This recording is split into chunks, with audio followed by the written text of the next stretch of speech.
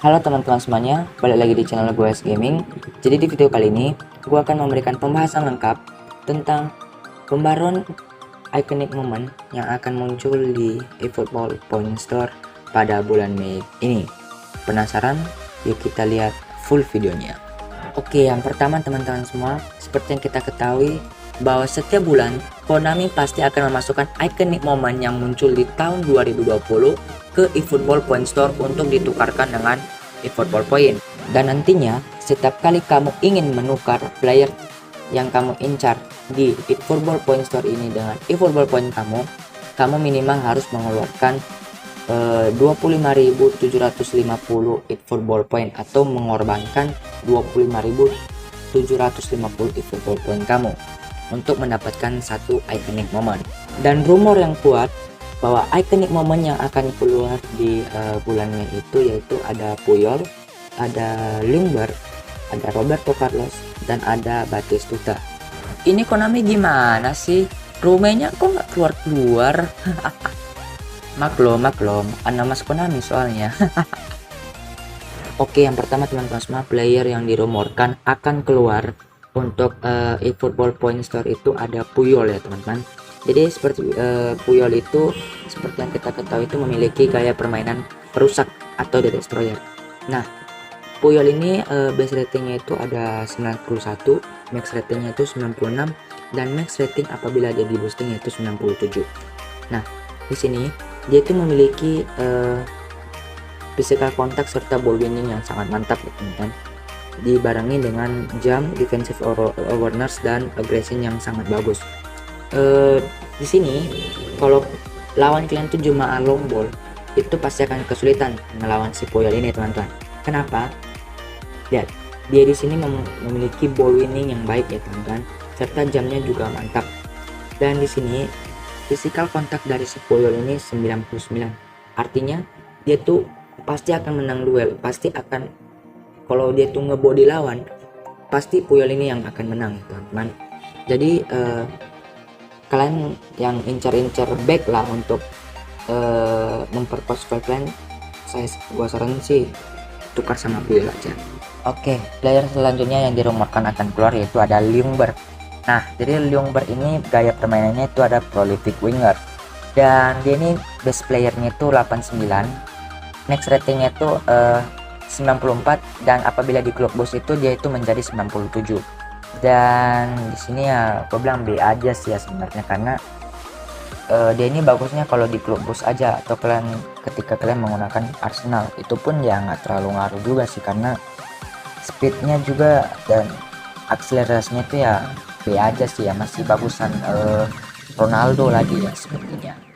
Dan di sini juga yang membuatnya itu agak ada nilai plusnya sedikit, yaitu ada di ball control dan dribblingnya aja sih ya teman-teman. Dan gua ya yakin juga sih ya, kalian juga nggak semuanya pakai modal tim Arsenal ya teman-teman. Jadi kalau kalian nggak pakai modal tim Arsenal, ratingnya itu hanya 94, dan kemampuannya itu juga sih B aja ya. Dan gue juga yakin kalau rata-rata kalian ini jarang ya menggunakan formasi yang ada RMF nya ya, karena dia ini bagusnya di RMF nya aja cuy.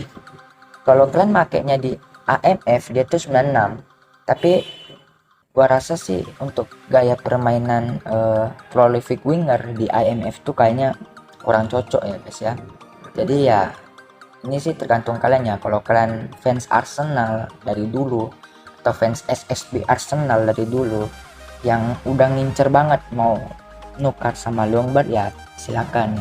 Tapi kalau kalian yang model timnya itu bukan Arsenal, ya gua saranin sih ya tukar lah untuk yang lain lah ya guys ya. Oke, yang berikutnya yaitu ada Roberto Carlos. Nah, gue yakin di sini kalian juga banyak yang ngincar Roberto Carlos, karena gue juga salah satu player yang ngincar dia juga. Oke, dia ini bertipikal offensive fullback atau backside menyerang. Dia ini base ratingnya itu 90, max ratingnya 94, dan apabila kalian klub bos itu dia itu menjadi 96.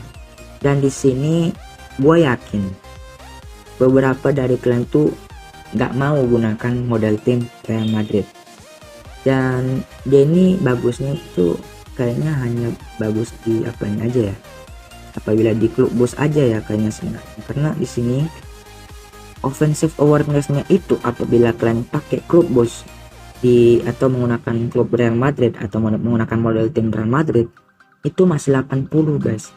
Offensive awareness-nya itu masih 80. Jadi dia ini bagusnya itu cuma di kicking powernya yang membuat dia bagus, itu ada kicking powernya, di balance-nya, di place kickingnya, dan di curlenya.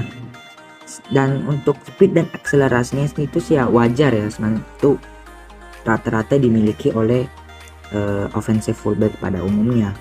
Dan di sini penggunaan kaki lemahnya itu pun dia nggak bagus ya guys ya. Jadi ini apabila dia menggunakan kaki kanannya itu pasti akan melayang tendangannya guys ya, karena di sini penggunaan kaki lemahnya itu nggak bagus. Dan gue yakin pasti dari kalian tuh jarang ada yang mau menggunakan model tim Real Madrid ya guys ya. Dan kalau kalian nggak pakai model tim Real Madrid, dia tuh B aja sih guys ya, rate kemampuannya itu B aja, itu nggak jauh-jauh beda lah dengan ratingnya dengan yang di klub bos tadi. Dan karena di sini kicking powernya juga 99 sama aja, serta speednya juga ya turun-turun dikit lah ya. Jadi ya bagi kalian yang fans Real Madrid atau demit ya kalian lah bolehlah incar Roberto Carlos ini. Dan tapi gue yakin juga fans Real Madrid pun ya yang player test juga jarang lah ya ada yang menggunakan model tim Real Madrid. Tapi ini berbalik kepada kalian semua ya kan, tergantung pilihan hati kalian masing-masing. Oke, yang terakhir yaitu ada si Gabriel Batistuta. Nah, Gabriel Batistuta ini bertipikal Fox in the box. Nah, gue mau jelasin sedikit Fox in the box ini. Fox in the box ini itu adalah striker yang cenderung menunggu di kotak penalti untuk melakukan shooting. Jadi dia ini berbeda dengan goal poacher atau pemburu gol. Goal poacher itu biasanya areanya luas guys ya. Jadi dia itu kadang bisa melebar, kadang bisa juga di tengah untuk mendapat bola liar. Tapi kalau Fox in the box ini areanya itu cukup sempit ya guys ya, sehingga dia tuh hanya mengandalkan kemahirannya untuk mencetak gol. Nah, jadi Batistuta ini base ratingnya itu 92, max ratingnya 96, dan apabila kalian klub bos menggunakan AS Roma yang baru dibantai 6-2 tadi pagi ya itu ratingnya bisa naik menjadi 98 guys ya. Dan gue yakin sih ya jarang juga sih ya orang mau pakai model tim AS Roma ya. Ya, jadi di sini untuk statistiknya itu udah mendukung banget box in the box-nya ya teman-teman, karena dia di sini memiliki offensive awareness, finishing, dan kicking power yang bagus ya teman-teman. Dan kalau kalian bandingkan juga dengan versi yang di klub bos dengan yang nggak di klub bos ya B aja sih ya, nggak ada perubahan yang signifikan.